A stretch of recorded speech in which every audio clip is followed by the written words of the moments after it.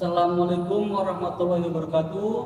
Perkenalkan, nama saya Fajar Siniratomo, mahasiswa Unbam semester 3 dari kelas 03 SAKP 004. Di sini saya akan memberikan sedikit penjelasan mengenai salah satu mata kuliah auditing 1, yaitu pengendalian internal.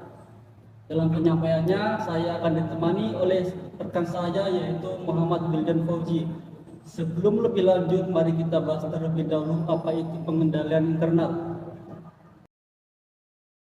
IAPI mendefinisikan pengendalian intern merupakan suatu proses yang dijalankan oleh Dewan Komisaris, manajemen, dan personil lain entitas yang didesain untuk memberikan keyakinan memadai tentang pencapaian 3 golongan tujuan berikut ini.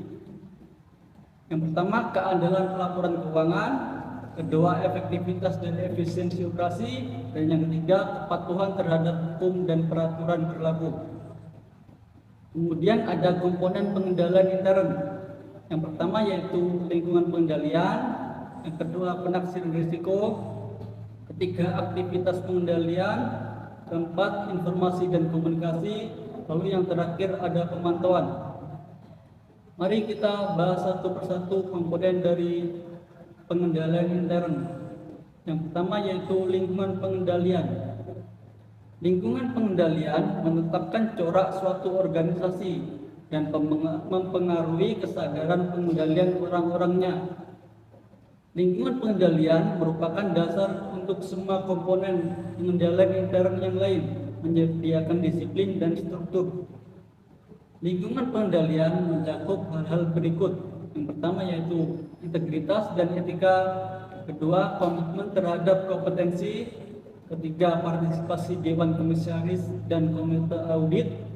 Selanjutnya, struktur organisasi, pemberian wewenang dan tanggung jawab.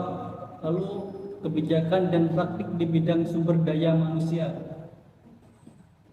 Komponen selanjutnya yaitu penaksiran risiko.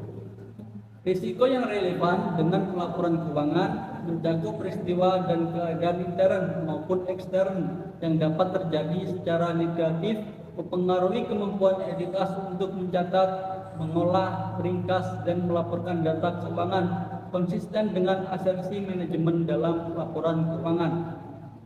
Risiko dapat timbul atau berubah karena keadaan berikut ini. Yang pertama, perubahan dalam lingkungan operasi. Kedua, personil baru. Ketiga, sistem informasi yang baru atau diperbaiki. Kemudian, teknologi baru, lini produk dan aktivitas baru, rekonstruksi korporasi, operasi luar negeri, dan standar akuntansi yang baru. Kemudian ada aktivitas pengendalian.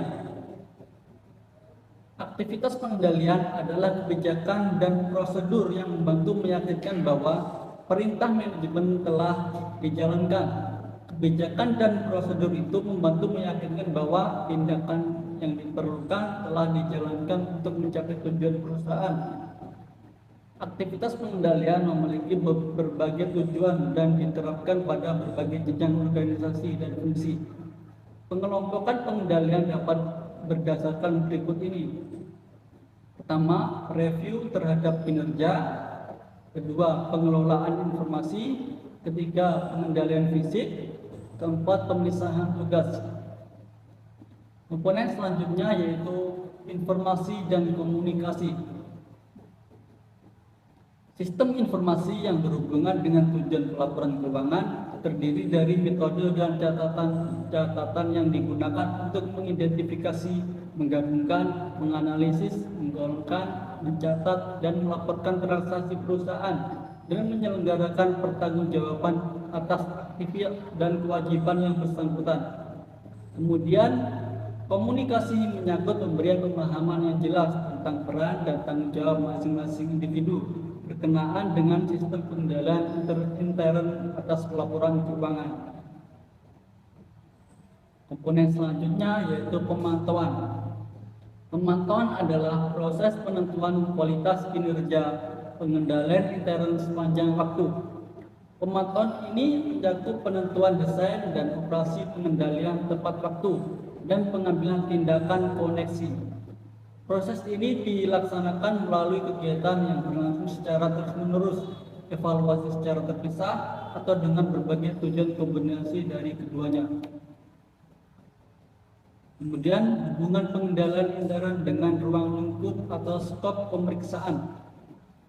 Jika pengendalian intern suatu usaha lemah, maka kemungkinan terjadinya kesalahan dalam perusahaan sangat besar. Bagi akuntan publik, hal tersebut menimbulkan risiko yang cukup besar, dalam arti risiko untuk memberikan opini tidak sesuai dengan kenyataan. Untuk mencegah kemungkinan tersebut, jika dari hasil pemahaman dan evaluasi atas pengendalian intern perusahaan, auditor menyimpulkan bahwa pengendalian intern tidak berjalan efektif, maka auditor harus memperluas skop pemeriksaannya pada waktu melakukan substantif test. Sebaliknya, jika auditor menyimpulkan bahwa pengendalian intern berjalan efektif, maka skop pemeriksaan pada waktu melakukan substantif test bisa dipersempit. Pemahaman dan evaluasi atas pengendalian intern. Pemahaman dan evaluasi atas pengendalian intern. Auditor harus mendokumentasikan pemahaman tentang komponen pengendalian intern entitas yang diperoleh untuk merencanakan audit. Bentuk dan isi dokumen dipengaruhi oleh ukuran dan kompleksitas entitas serta sifat pengendalian intern entitas. Pemahaman dan evaluasi atas pengendalian intern merupakan bagian yang sangat penting dalam proses pemeriksaan oleh akuntan publik.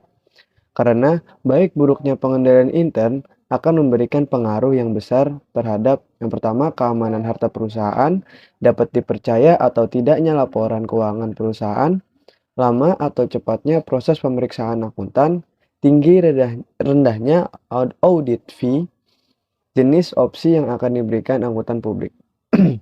Cara melakukan pemahaman dan evaluasi pengendalian intern.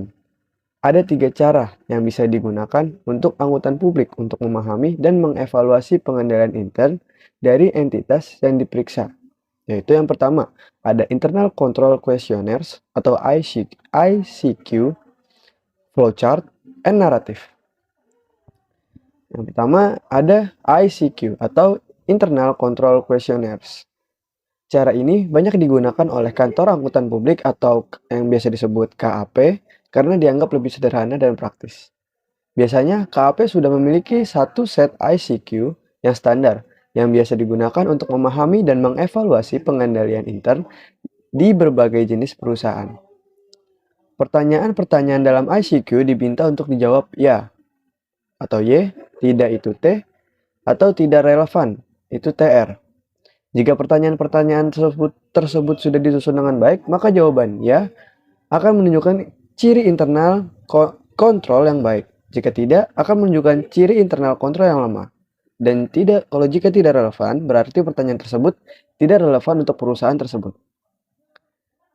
Ada juga bagan arus atau flowchart. Flowchart menggambarkan arus dokumen dalam sistem dan prosedur di suatu unit usaha. Misalnya, dalam flowchart untuk sistem dan prosedur pembelian, utang dan pengeluaran kas, digambarkan arus dokumen mulai dari permintaan pembelian, order pembelian, sampai dengan pelunasan utang yang berasal dari pembelian tersebut. Untuk auditor yang terlatih baik, penggunaan flowchart lebih disukai. Karena auditor bisa cepat melihat apa saja kelemahan-kelemahan dan kebaikan-kebaikan dari suatu sistem dan prosedur. Nah, yang terakhir ada naratif. Dalam hal ini, auditor menceritakan dalam bentuk memo, sistem, dan prosedur akuntansi yang berlaku di perusahaan. Misalnya, prosedur mengeluarkan kas. Cara ini bisa digunakan untuk klien kecil yang pembukuannya sederhana. Berikutnya, saya akan membahas keterbatasan pengendalian intern entitas. Keterbatasan pengendalian intern entitas, terlepas dari bagaimana harusnya desain dan operasinya pengendalian intern, hanya dapat memberikan keyakinan memadai bagi manajemen dan dewan komisaris. Berkaitan dengan pencapaian tujuan pengendalian intern entitas, kemungkinan pencapaian tersebut dipengaruhi oleh keterbatasan bawaan yang melekat dalam pengendalian intern. Hal ini mencakup kenyataan bahwa pertimbangan manusia dalam pengambilan keputusan dapat salah dan bahwa pengendalian intern dapat rusak karena kegagalan yang bersifat manusiawi tersebut. seperti kekeliruan atau kesalahan yang sifatnya sederhana. Di samping itu, pengendalian dapat tidak efektif karena adanya kolusi di antara dua orang atau lebih, atau manajemen mengesampingkan pengendalian intern. Faktor lain yang membatasi pengendalian intern adalah biaya pengendalian intern entitas. Tidak boleh melebihi manfaat yang diharapkan dari pengendalian tersebut. Meskipun hubungan manfaat biaya merupakan kriteria utama yang harus dipertimbangkan dalam pendesainan pengendalian intern, pengukuran secara tepat biaya dan manfaat umumnya tidak mungkin dilakukan. Oleh karena itu, manajemen melakukan estimasi kualitatif dan kuantitatif serta pertimbangan dalam menilai hubungan biaya manfaat tersebut. Terima kasih yang sudah menonton video ini dan mendengarkan dengan baik. Kurang lebihnya mohon maaf. Saya sekian. Wassalamualaikum warahmatullahi wabarakatuh.